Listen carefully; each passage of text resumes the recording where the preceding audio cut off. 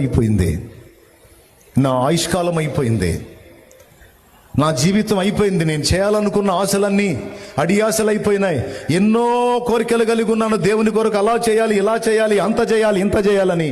కానీ నా టైం అయిపోయింది, నా ఓపిక క్షీణించిపోతా ఉంది, ఇంకా నేనేం చేస్తాను అని నువ్వు అనుకుంటుండొచ్చు. నువ్వు దేవుని గురించి ఆలోచనలు చేసుకుంటుండొచ్చు, లేకపోతే నీ భౌతిక జీవితాన్ని గురించి ఆలోచనలు చేసుకుంటుండొచ్చు, ఆధ్యాత్మిక జీవితాన్ని గురించి ఆలోచన చేసుకుంటుండొచ్చు, నీ ఆత్మీయ జీవితాన్ని గురించి, దేని గురించి అయినా సరే. అయ్యో నేను కోల్పోయానే, నేను నష్టపోయానే, నేను లాస్ అయిన. కొంతమంది పాపం 60 ఏళ్ల ప్రాయంలో దేవుణ్ణి తెలుసుకున్న వాళ్ళు ఉన్నారు. మీకు ఒక శుభవార్త చెప్తున్నాను. 60 ఏళ్లలో దేవుడు తెలుసుకున్నటువంటి వాళ్ళకి ఒక 20 ఏళ్లే సమయం ఉందనుకో. అదే 20 ఏళ్లలో తెలుసుకున్న వాడికి 60 ఏళ్ల సమయం ఉంది. అయ్యో నాకు లేదే, నువ్వు చింతపడాల్సిన అవసరం లేదు.